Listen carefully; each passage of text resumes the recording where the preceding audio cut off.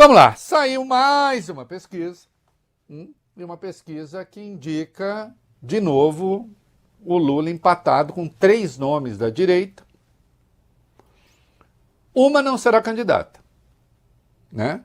Mas está sendo feito o levantamento. De que pesquisa eu estou falando? Vai. Uma nova pesquisa Meio Ideia foi divulgada hoje sobre o cenário eleitoral para a disputa desse ano, pesquisa que ouviu 1.500 pessoas da última sexta-feira até a segunda dessa semana por meio de entrevistas telefônicas. O intervalo de confiança é de 95%. A margem de erro do levantamento é de 2,5 pontos percentuais para mais ou para menos. Tem um cenário aí, Voibene, que é de primeiro turno, Arthur. O que tem no primeiro turno? O que aparece no primeiro turno? Cenário 1, né? O Lula com 39,5%, 39,5%. Flávio Bolsonaro com 32%. Romeu Zema com 6%. Ronaldo Caiado aparece com 5,1%. Renan Santos 0,7%. Aldo Rebelo com 0,5%, né? 0,5%. Isso daí é o cenário de primeiro turno, né? Quer dizer, um dos cenários. Aí tem um cenário que é Lula 38,7%, Flávio 35,3%, Romeu Zema 5,1%, Eduardo Leite 3,4%, Eduardo Leite como o candidato do PSD, no anterior era o Ronaldo Caiado como candidato do PSD. Né? Aí outro, Lula 39,5%, Flávio 33%, Romeu Zema 5,1%, não, esse Eduardo Leite já li também, Lula 39,5%, Michele 32,7%, não será candidata, Ratinho 8%, Romeu Zema 5,5%. Existem alguns cenários aqui que não vão se cumprir, mas de qualquer modo são testados, não vou me estender muito sobre eles não. O que importa é o levantamento, acho eu, de segundo turno, né? Vamos ver o que acontece com Lula Flávio. Vai lá, meninos, me digam. Lula foi de 46,2% para 45,8% de janeiro para cá. Flávio foi de 36% para 41,1%. Registra o crescimento do Flávio aí, porque, afinal de contas, se consolida como o candidato da extrema-direita. Não é isso? Se falou aqui, quando foi feita a pesquisa anterior? Em janeiro. Tá claro, a data, janeiro, a data exata, não sei. Mas... Foi falado isso, janeiro. Muito bem. Segundo cenário, Lula-Tarcísio, vai. Lula foi de 44,4% para 44,7%. Tarcísio de 42,1% para 42,2%. Empate também, na margem de erro. Um pouquinho acima do Flávio, mas que também está na margem de erro. Se Michele disputasse, aí Michele se mostra menos competitiva. Mas não vai disputar. Pode ter um cenário impossível, mas vamos lá. Qual foi o levantamento? Lula foi de 46% para 45%, Michele de 39% para 40,7%. Certo. Com Romeu Zema. O Lula foi de 46,3% para 45%. Zema de 36,1% para 34,5%. Muito pouco provável, acho que Zema vá para o segundo turno. Se fosse, evidentemente, aqueles que o Lula venceria com má facilidade. Por exemplo, Eduardo Leite, o Lula 45,4%, Leite 21%, Ronaldo Caiado, aí sim, se fosse o candidato do PSD, vai. Lula com 46,3% foi para 45% e Caiado de 36,5% para 34%. Isso. Lula Renan Santos, 45,5% Lula, 26% Renan Santos. Aldo Rebelo, Lula 45%, Aldo 20%. Portanto, a gente tem aí os candidatos que são, vamos lá. Zema diz que vai disputar. Se for para o segundo turno, estaria tranquilo para o Lula. Caiado diz que pode disputar, talvez chapa pura com PSD, também não está claro. Sabe o que essa pesquisa indica? E aí sim, e isso é importante. Essa pesquisa indica, e todos têm de ficar atentos a isso, né, que não existe eleição fácil. Aliás, eleição fácil, o Lula teve a segunda, muito fácil, né? A primeira da Dilma, relativamente fácil, porque o Lula estava muito bem e, portanto, transferiu os votos, mas eleição fácil, a rigor, não existe mais. Eu acho, especialmente na era das redes sociais, tudo caminha para, vamos ver, uma repetição do que assistiu em 2022. Ali, durante um bom tempo, o Lula liderava com muito mais folga do que as pesquisas de agora, né? Chegou a vencer no primeiro turno por um bom tempo e depois, na reta final, até em razão de intervenções que Bolsonaro fez no processo político, né? A PEC da elevação do Auxílio Brasil, que era o Bolsa Família, a dos combustíveis, ambas a rigor ilegais, mas como dizer isso, né? Então, e ele interveio efetivamente no processo eleitoral e o resultado foi muito apertado. E de novo se viu ali o Lula quase vencer no primeiro turno, e ele quase venceu no primeiro turno, né? Esse cenário aqui em primeiro turno não está dado, não nessa pesquisa.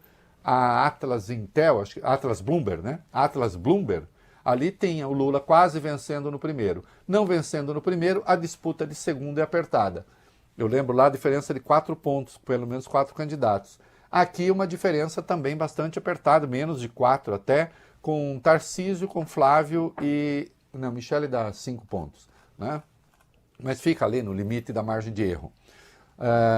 Portanto, é uma eleição que requer cuidado de todo lado, né?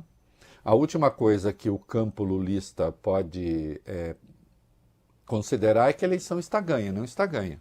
Agora, claro que quando se olha o cenário que vem adiante, a economia, a despeito daqueles que ficam falando do apocalipse, a economia está indo bem para a população pobre.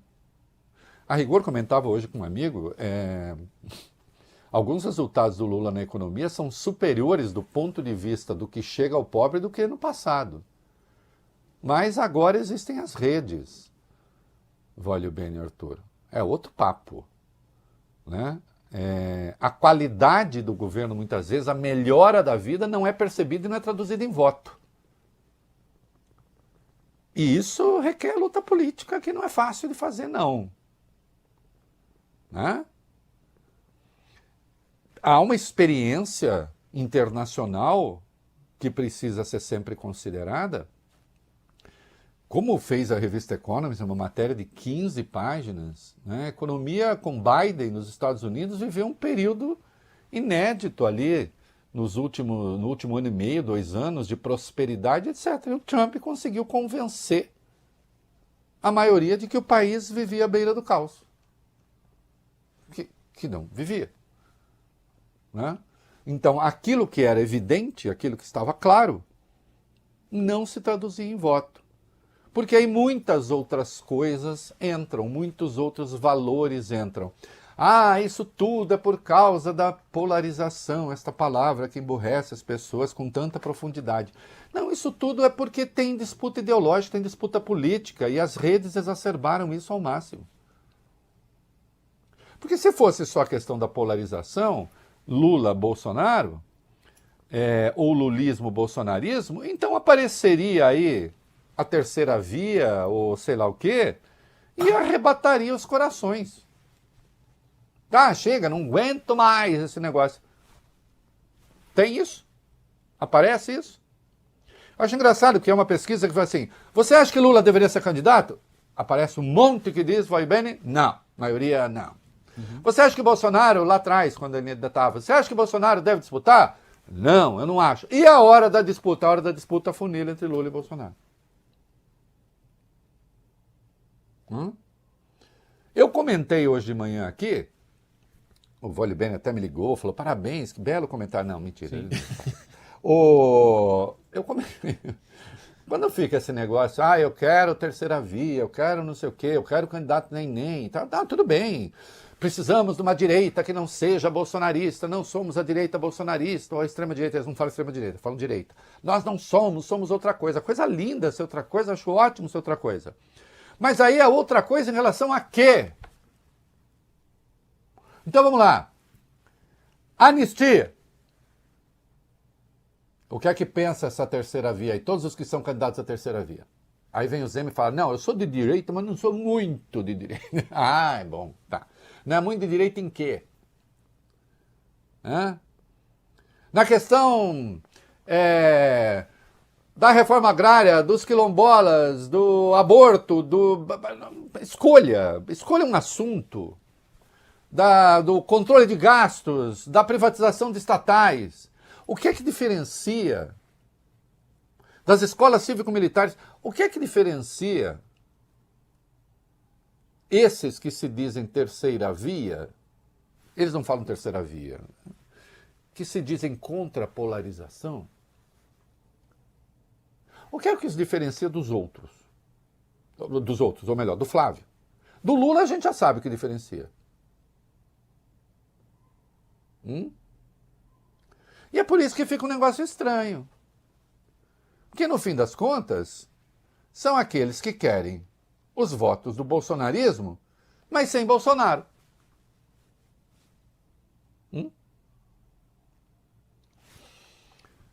Tá aí, né? O que eu acho que resta nesta pesquisa, em estando certos os números, é saber que não existe vitória de véspera, que tudo realmente é difícil, disputado. Agora o Lula tem, não tem a campanha ainda.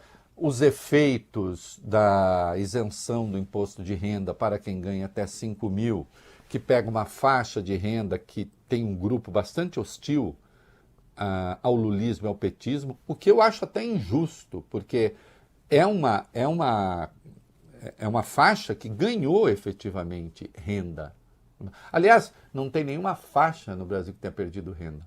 Todo mundo ganhou, inclusive os ricos. Não é? Agora, eleição não é só critério de justiça. Tem um monte de coisa. Tem a guerra de valores, que está em curso faz tempo. Né? E essa guerra de valores, a esquerda durante um bom tempo fez isso. Existe teoria a respeito do Antônio Gramsci, um teórico do comunismo, mas a direita aprendeu a fazer também. Né? O Dugin, que é aquele Alexander Dugin, que foi durante muito tempo inspirador do Putin, mas que é um pensador de extrema direita que influenciou muita gente no mundo. Né? E há estudos maravilhosos mostrando, Valio Bene, como é que o Dugin e o Gramsci tinham coisas em comum, assim, como o Dugin aproveita a coisa do Gramsci. Tem estudos acadêmicos a respeito. Como é que a extrema-direita pegou a ideia da guerra cultural, que está lá no gramscismo, né? Como é que a gente se aproveita das fissuras na sociedade para encaixar os nossos valores. Isso hoje tem um peso extraordinário. Daí a questão religiosa, muito forte hoje. Vejam que é uma contradição no mundo, para encerrar esse capítulo, importantíssima.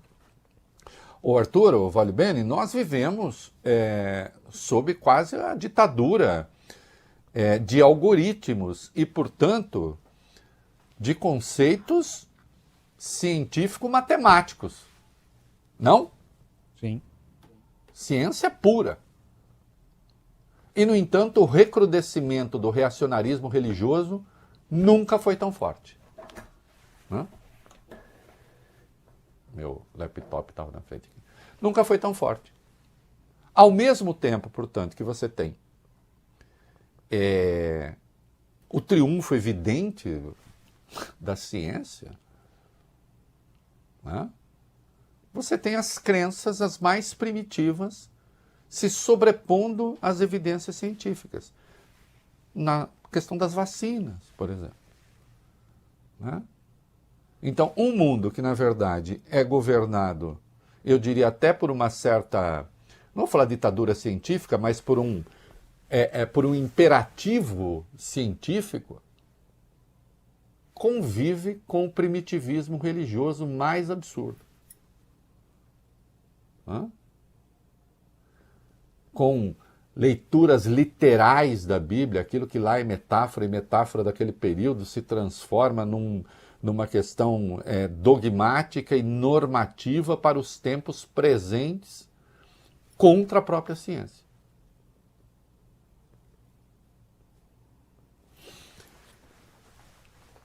Para os democratas isso é mais difícil, porque a democracia, de verdade, ela não pode, ela tem que lutar para diluir e destruir preconceitos, não para consolidá-los.